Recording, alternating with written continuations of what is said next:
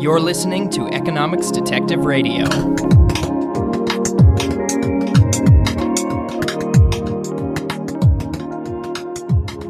My guest today is Sarah Skwire. She is a senior fellow at Liberty Fund. Sarah, welcome to Economics Detective Radio. Thanks so much, Garrett. It's a pleasure to be here. Thank you. Our topic for today is Adam Smith's Wealth of Nations. Sarah, you've been part of a project to tweet out the whole book, not just line by line, but sort of a read-along, if you will, tweeting out what Smith said and reactions, interpretations to it.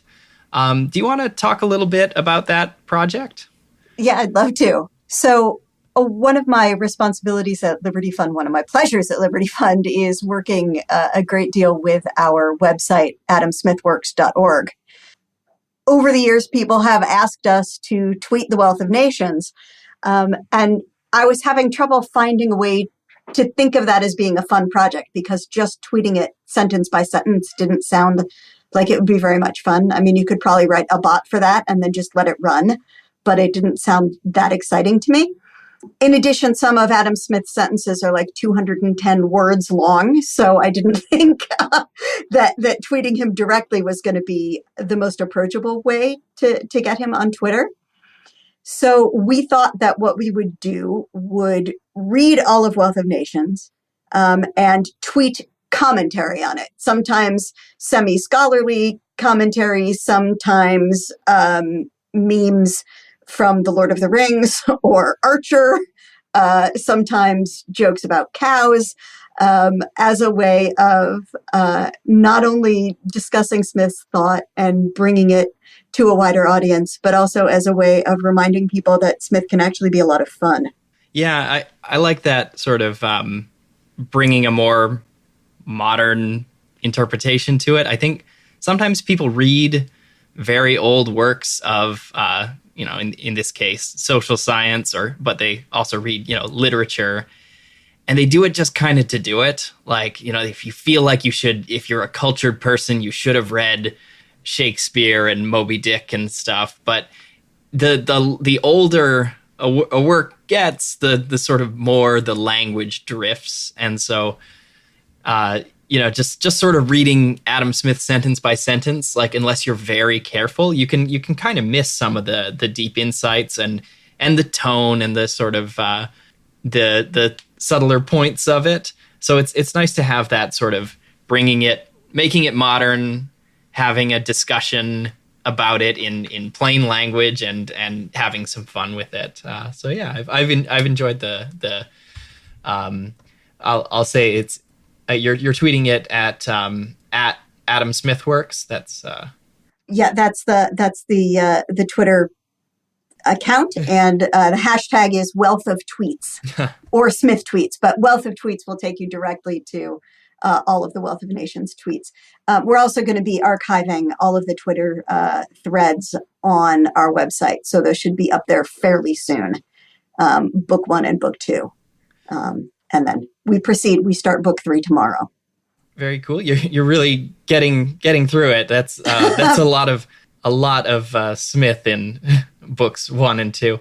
I think that a good way to sort of structure our conversation about Smith would be like your Twitter, to sort of go through sequentially, and we'll see how far we get, but we can kind of talk through some of Wealth of Nations.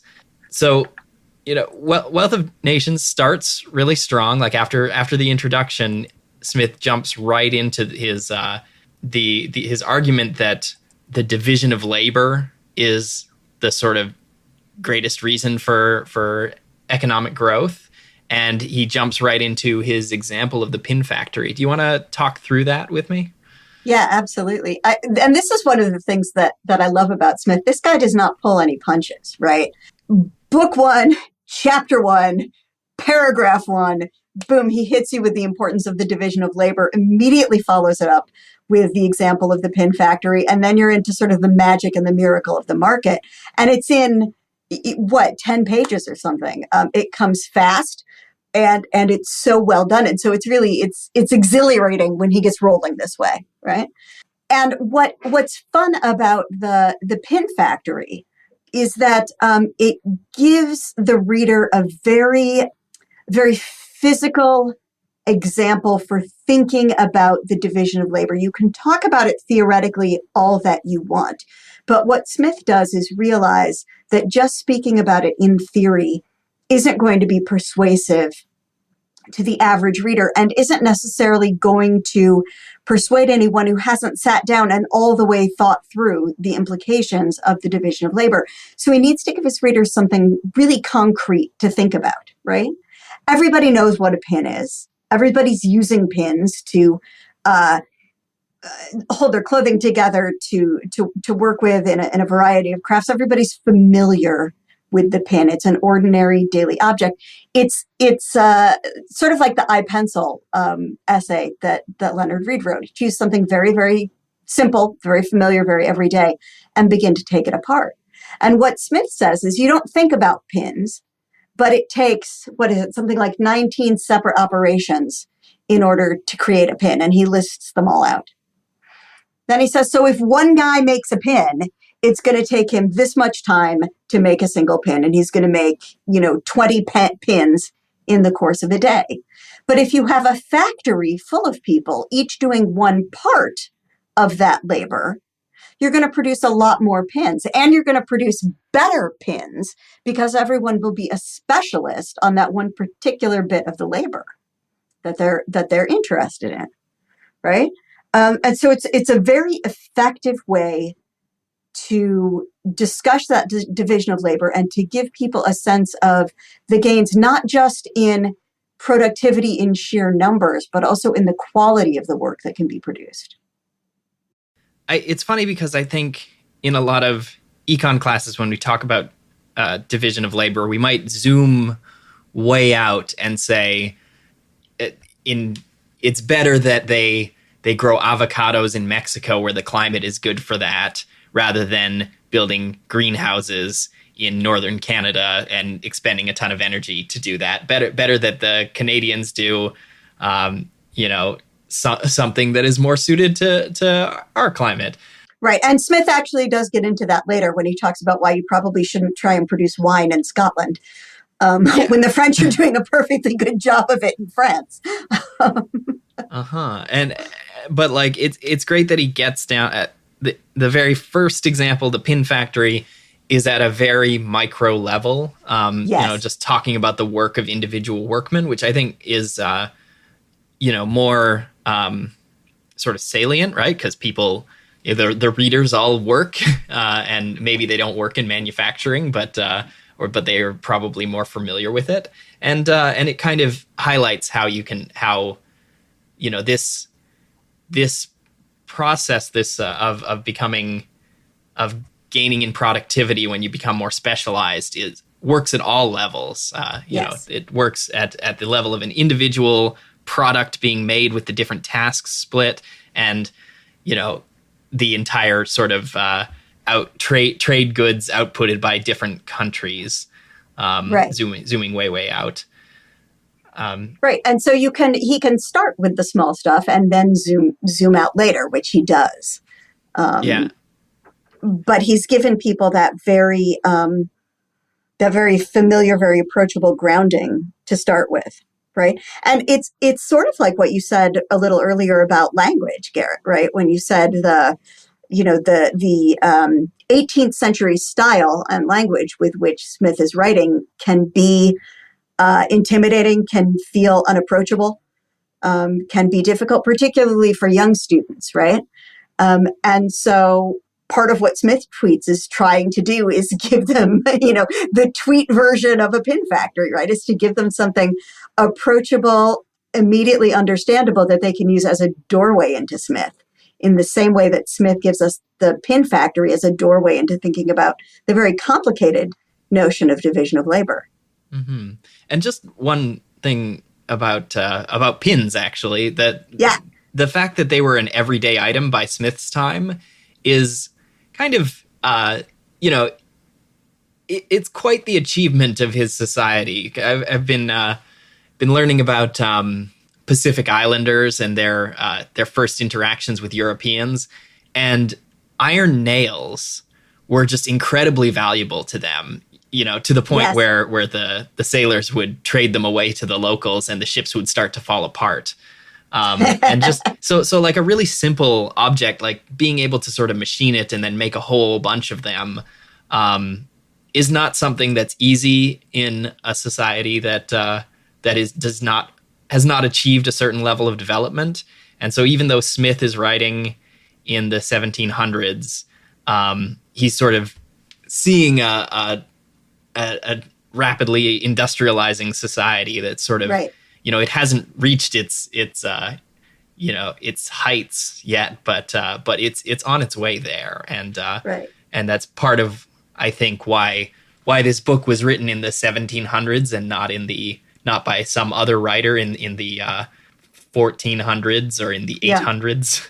Yes. There's an old folk song that involves a young man singing, "I'm giving you a paper of pins because that's the way our love begins," that I remember learning, a million years ago in grade school music class, and being told by the teacher that you would give somebody a paper of pins because they were, important and valuable and hard to come by. Right. And I will send you a link to that because it seems like the kind of thing that you should know about. Yeah, I have or not we should heard write that about one, it on Smith Tweets or on our Speaking of Smith on the website. Yeah, that's interesting. And this is a total divergence, but like folk songs, and nursery rhymes, it's amazing how they carry forward through the ages. Yes. But how much economic content there is. Yes, we should get back to Smith. Yeah. I'm sorry. So let's another podcast another time. Of course, yeah. So let's talk about, so after the Pin Factory, chapter 2, Smith posits that humans have a propensity to truck, barter, and exchange one thing for another, and that this is kind of the source of the division of labor. So he's kind of getting into anthropology here. This is something that in a modern economic treatise you'd probably kind of just go, oh, that's one for the anthropologist, not going to comment on this. But people in academics in Smith's time tended to write about everything, yes, or a broad range of subjects. What do you think of this idea of it as a propensity? I think economists today would explain, exchange benefits both parties, so people do it, and that would be kind of enough for economists. But it's true that most animals we do not see engaging in exchange. I think there's a field of monkeynomics where there have been observations of other apes exchanging things, but not a lot, not as much as humans. Do you want to comment on that? Yeah, I think it's interesting because this is a point where Smith is super interested in what the presets are that make us human, right? And one of the things that he seems to think makes us human is this propensity to truck, barter, and exchange. He does contrast us with dogs in particular, and we had a lot of fun with dog memes on the Wealth of Tweets. Dogs, he says, never make a fair and deliberate exchange with another dog in order to get something that they want, right? They might be cute towards their humans in order to try and get extra treats, but you're not going to see a dog go, "Hey, dude, I have a milk bone. You've got a bacon treat. How about we trade?" Right? We'll both be better off. Right? That doesn't happen. Whereas my children, when they come back from trick-or-treating on Halloween, right, immediately dump out the candy buckets and begin a long process of trucking, bartering, and exchanging one candy for another candy, right? Rabbi Lord Jonathan Sacks, who's one of my favorite writers for a variety of topics, has argued that exchange is the thing that makes difference a blessing rather than a curse. And I think that's a really beautiful way to think about it, right? Every economist knows we wouldn't trade if we were all the same, because there wouldn't be any reason to trade, because we'd all have the same wants. We'd all be satisfied in the same ways, and we wouldn't have to exchange, right? There'd be no point. Right. Except for like maybe some benefit from division of labor. If Yeah, like, so, you could imagine identical humans still doing some level of specialization, but to a lesser extent, perhaps. right. And if they're all equally good at everything, it's not super clear how much they benefit from specialization. But again, now we're heading down a different a different Yeah. byway. Um, and we'd invent trading games just to keep us amused, but we wouldn't need to trade the way that now we need to trade. And in a world where difference is so often a reason to be at odds with one another or even to be at war with one another, it's lovely to have Sachs in mind and to think that the other thing that difference can prompt is the sort of a cooperation that we call trade. Yeah, yeah. Smith does kind of address this idea of like a difference in talents and differences in the sort of needs of people. But yeah, I think for Smith, since he's sort of thinking in like a dynamic sort of framework where producing doing two different jobs, producing two different things, there's like a switching cost there. Absolutely. And when you just do focus heavily on one thing, you get better at it. And so he's kind of thinking in a framework where people, even if they started out the same, if they started to specialize, they would become different, and they would save on those switching costs, which are so prominent in the pin factory example. Absolutely. And I think prominent for us now, too, right? We all like to think that we're master multitaskers now, right? 21st century, we've got this multitasking thing conquered, right? So we can do a podcast and research a thing and write another thing and check our email all at the same time. And every study I've seen suggests that we just do them all, but worse. And this is switching costs, right? We're never fully paying attention to the thing that we are doing. Yeah. So moving forward in Wealth of Nations, this kind of brings Smith to this point that I think this is where the famous quote, "The division of labor is limited by the extent of the market," comes, or if not the quote, then the sort of general concept. Yes. That and he kind of argues that having a bigger market, more people to trade with, lets you become more specialized. This is something that is, I think, an original insight to Smith, very useful for looking at the world and development over time, and completely absent from neoclassical economics that you might learn in, an undergraduate degree in economics. I think we kind of sweep that under the rug, but the idea of kind of the having a bigger market, having more people to trade with, being able to, if you're just in a small village, you can only specialize so much. But if you're in a big global market, you can specialize a whole lot. That's not really in our models anymore. Do you want to discuss it a little? Yeah. Oh, I love this. My favorite example of division of labor limited by the extent of the market is that I have family up in Maine. And when you head to the very small towns in Maine, you run across stores that sell hardware, clothing, children's toys, and night crawlers for fishing. Huh. And there's actually famously a store, I think it's up in Maine, that's a hardware store that has a large bridal department. Oh, man. Wedding gowns, that is, right? So because these towns are so small, you need stores that do everything, right? You're not going to have a special bridal store, right, in a 300-person town in northern Maine. It's just not gonna be able to support that, right?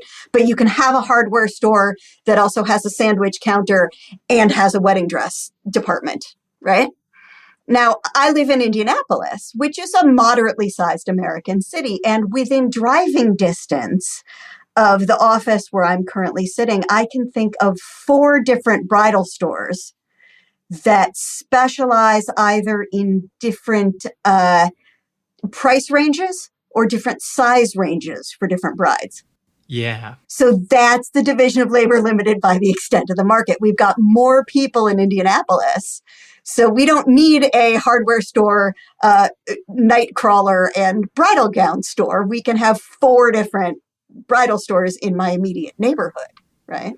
I hadn't thought about it in those terms, but with sort of the like retail is kind of, it's a service that gets you goods, but it's not tradable. It's not.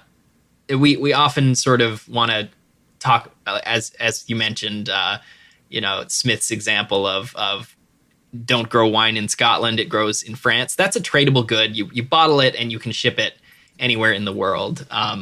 But retail is something, you can only really trade it with people within driving distance, the sort of retail services or restaurants. No number of restaurants in New York City does me any good because I am not there. But I think another good example of the sort of big city businesses, at least the ones that trade with locals, being specialized, where a small town being more general. Whenever you go through a small town, there's always one Asian restaurant that does all of Asia. It's always the one place, the place that does it does chow mein, it does sushi, it does bibimbap, it does pad thai, and it never does. It usually doesn't do any of them particularly well. Yes. But it does them all. And then of course you get to a big city, a big dense population center, and not only are those all different restaurants, highly specialized and doing one thing really well, there are dozens of each of them. At least here in Vancouver there are. Right, with their own subspecialties too, right? Yeah. Right. That's the one we go to for dim sum, right? But that's the one we go to for noodles, right? And then right, and then there's the one we like the seafood at. Yeah, I'm jealous of your Vancouver dining options.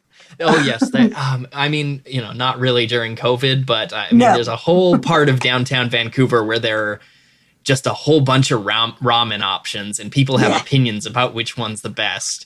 And absolutely, you simply could not do that without the high population density. This is kind of, I'm at a risk of getting up on my housing soapbox. Like people are always like, "Oh no, if we build an apartment tower, it'll ruin the neighborhood because they're, the people in the tower will have cars and then they'll drive and then there will be too much traffic or something." Yeah. But you don't get nice restaurants and nice businesses in a sort of sprawling suburb.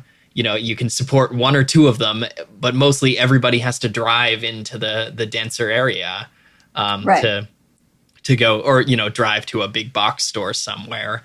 But the density is what allows you to have sort of a rich, vibrant life with lots of restaurants and businesses and services available to you. And it's neat that's we've looped that into division of labor is limited by the extent of the market, and I hadn't connected that idea. Yeah. Well, and so half of the Wealth of Tweets team is Canadian. Janet Buffton from the Institute for Liberal Studies. I don't know if you know them or know Janet. Yeah.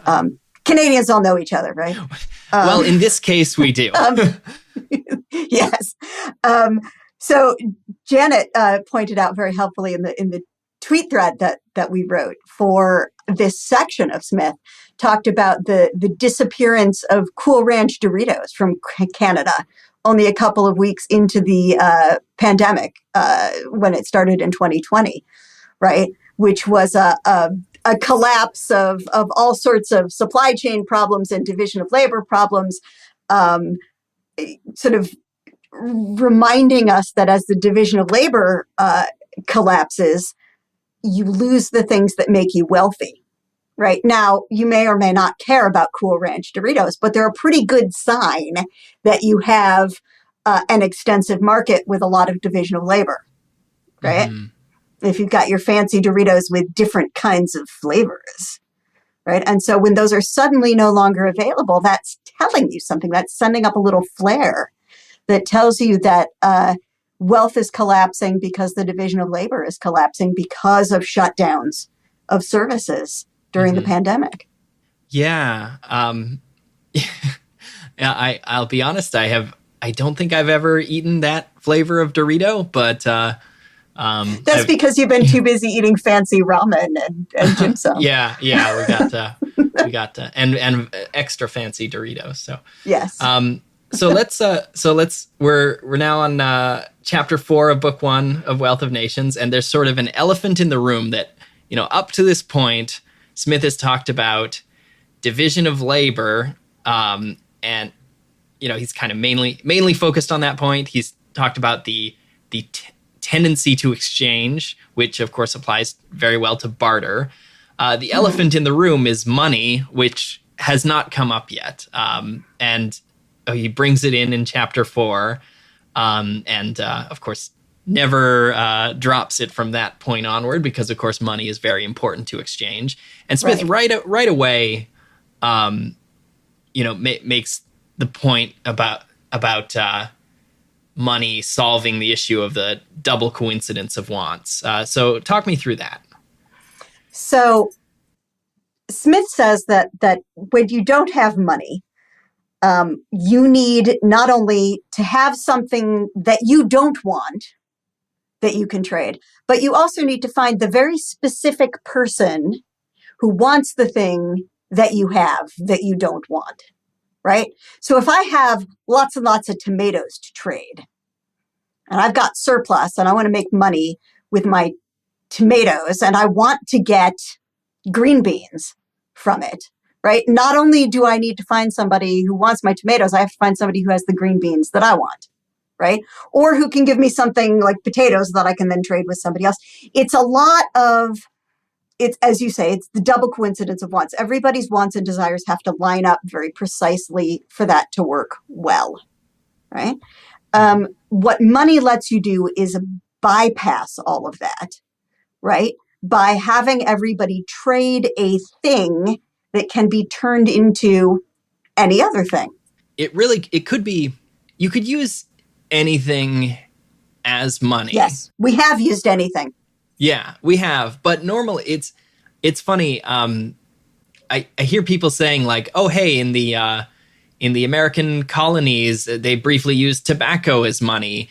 But you look into those, you might conjure an image of, a bunch of people being like, hey, what about tobacco as money, and just using it. But really, it's that it was a special circumstance where they simply didn't have access to metal, to precious metals.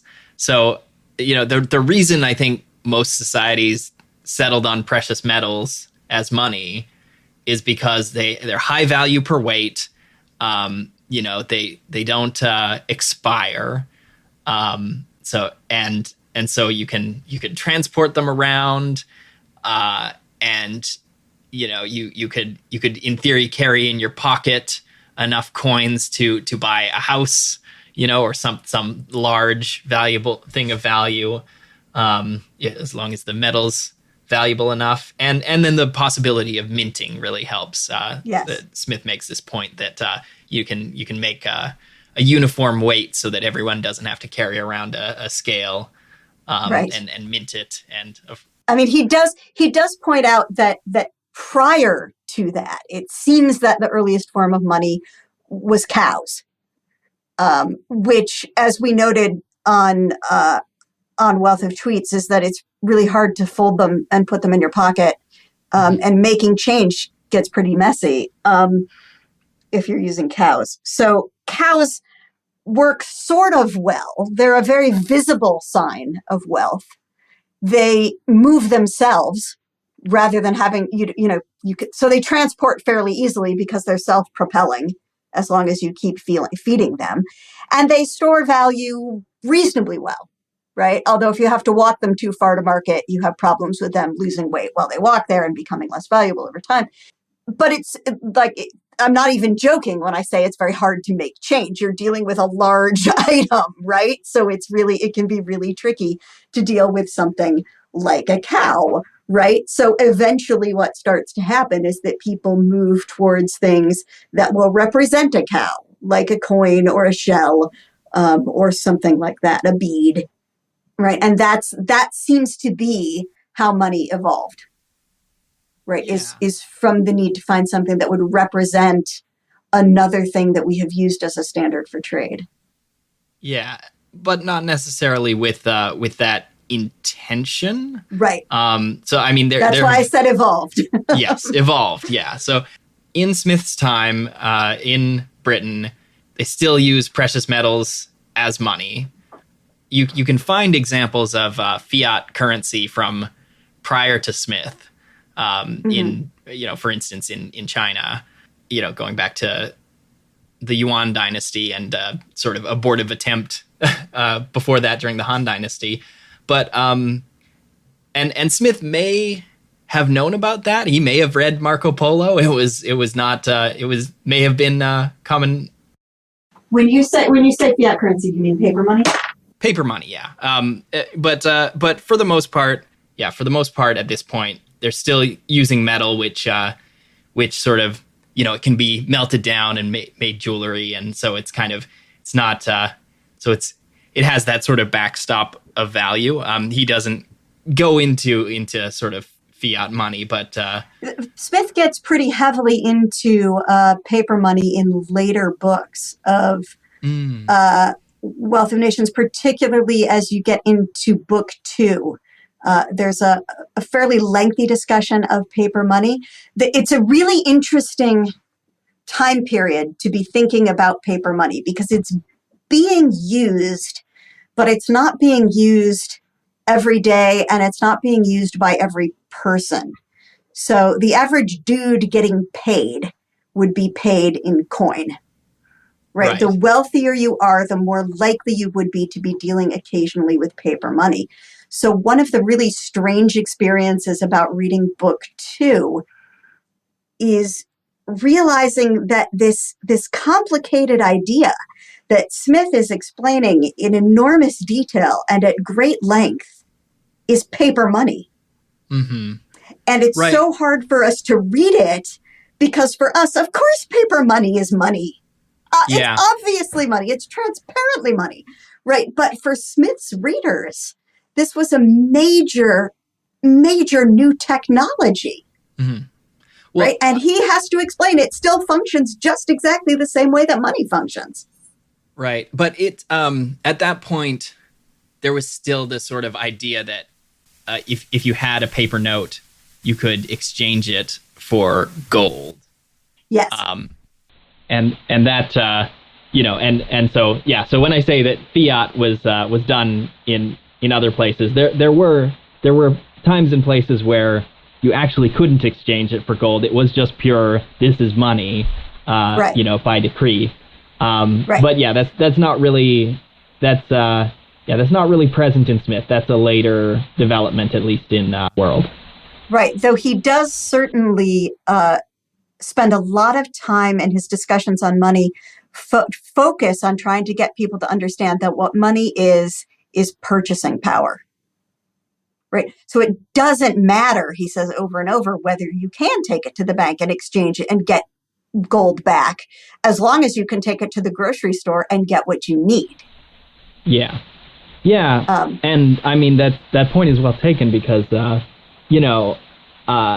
its value as money is oftentimes higher than its value would be if you melted it down for jewelry. It's like there's sort of an idea that the sort of true value is like and this is something Smith gets into, the distinction between value in use and value in exchange. Yes. And so Smith, this is the next thing Smith gets into, his discussion of value, which I think is the part of Smith that has aged the least well, at least in reputation. I'll give you a chance to sort of talk through, some of Smith's ideas about value, and maybe to defend them to me if you think they're good, because of course the labor theory of value originates here in Wealth of Nations, and has not aged well in the eyes of economists. Well, I'm not going to take on the labor theory of value. I'm going to leave that for actual economists. My background, as you will remember, is in literature. But what I will say, what I think that Smith gets really right, is the distinction between use value and exchange value. That there's a difference between how useful something is to us, which is our use value, and exchange value, which means what we can get for it, right? It's purchasing power, right? Which leads us directly into the diamond water paradox, right? Which I think is one of the best bits of Smith, right? And that's when Smith looks around and he says, water is obviously much more valuable to human life than diamonds are. And yet, water is so cheap as to be free, and diamonds are incredibly expensive. Why does it work that way? And it works that way because there's lots and lots of water, so that despite the fact that it has very, very high use value, because there's so much of it, it has very little exchange value. And diamonds are the opposite. They're not that useful, especially not in Smith's day before there were industrial applications for them, she says as a footnote. Diamonds are not that useful, but they're very, very rare. So that makes them have a higher exchange value. And I think he gets that absolutely right. Yeah. I mean, and he's sort of getting at the idea, like marginalism, and this sort of idea that when you buy water or a diamond, you're not buying all the water in the world or all the diamonds in the world. And of course, if you were going to be buying all the water in the world, if a flying saucer came and said, give up all your water or all your diamonds, of course you pick the water. I mean, you choose to keep the water. Yes. But if, when we exchange for something, it's just this bucket of water. And, right. Or, and for someone who can get water from many different sources and is not close to expiring for lack of water, that one bucket has a very limited value. Right. And so like that, yeah, that's sort of he's tantalizingly close to kickstarting the marginal revolution 100 years early, right, but doesn't quite get there. Yeah, well, he can't invent everything. I mean, he invents most things in this book, but not everything. Yeah.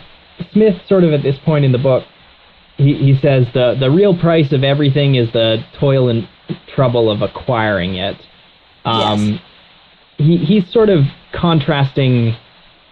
So he's just sort of discussed money, and he's contrasting the idea that like money is value, and the sort of mercantilist idea, like a country is wealthy to the extent that it has lots of money in it, right? And kind of grounding things back in, value is not just money. He doesn't go to the point of, value is sort of the subjective well-being in a person's mind that they get from something. But he's closer to that than the mercantilists are. Yes, and the mercantilists are his big enemies in the book.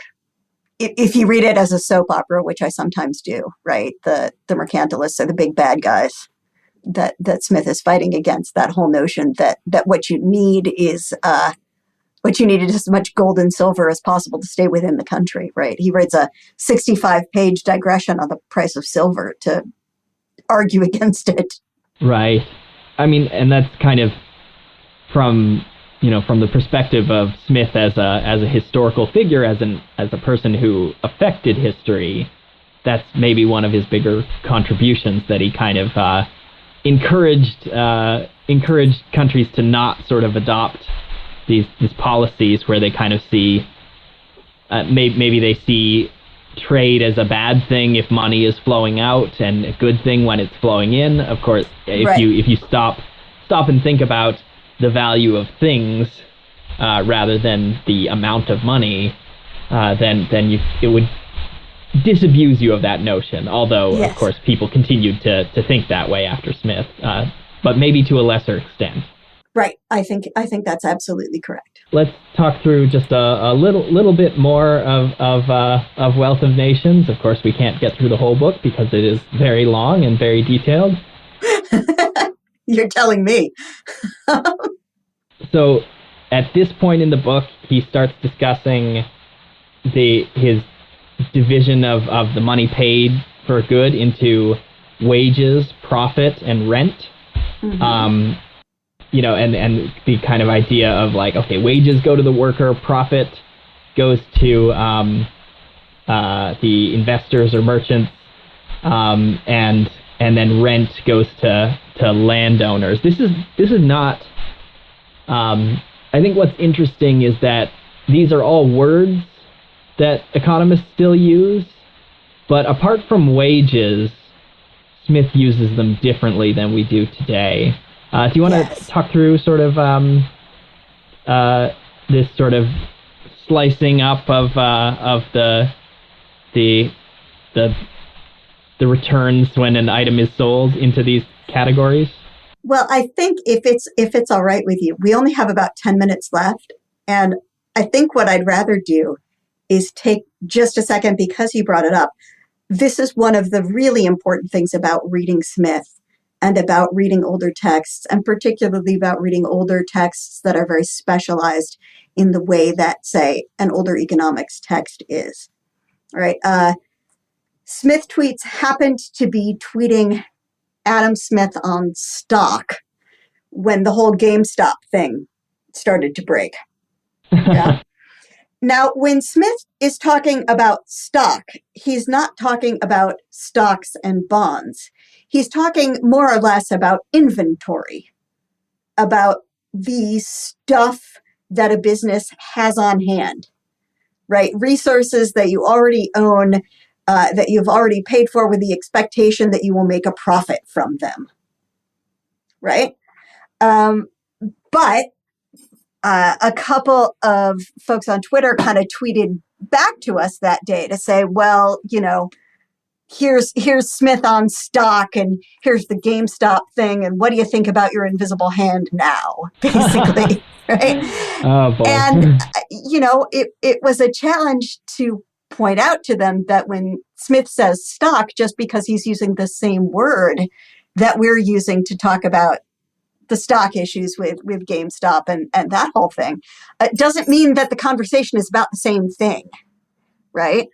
And so this happens, as you say, this happens in his discussions of rent in particular, a little bit with profit, right? And that's tricky for people to deal with. Smith is very careful to define his terms when he uses them. But you have to slow down and know going in that he might not be using terms that you think you know in the same way, right? And I think that that's very, very tricky for people, and it can lead you down, lead you a very far way down to misreadings of what Smith is saying. Yeah. You could, we could probably, there's probably a whole podcast in just the etymology of the word stock. Yes. Because, it shows up in so many places, livestock, right? But it yes. really is just like a group of things, a quantity of things. A pile of stuff. Yeah, and so it ends up, we refer to equity shares as stocks because there's a stock of them, I guess. Yes. A company there are only so many shares that exist. If they don't issue more, then and then the stock is sort of fixed, and so it's a stock of shares. But then we refer to them as stocks. I don't actually know if that is the proper etymology of stocks in the context of the stock market. But, I think that's probably about right, and comes, of course, as well out of joint stock companies, where you have a company with a stock of goods, and then you have people who club together to jointly own that stock of goods, right? And then this turns into eventually stock markets, right? Where lots of people who have nothing to do with the company are still putting in their money to jointly own some of the joint stock company. Yeah. Okay, we're recording this right at the start of February 2021, and lots of people want a little piece of GameStop, and it's not because of the, real estate or assets of the company. It's right. Totally detached from that at this point. Probably the listener, by the time this gets edited, will know a lot more about that than we do now, because it's a rapidly developing thing. Yes. And if somebody's listening to this from the year 2022 or forward, they're probably like, what? Oh, that thing? Oh, yeah, I remember that.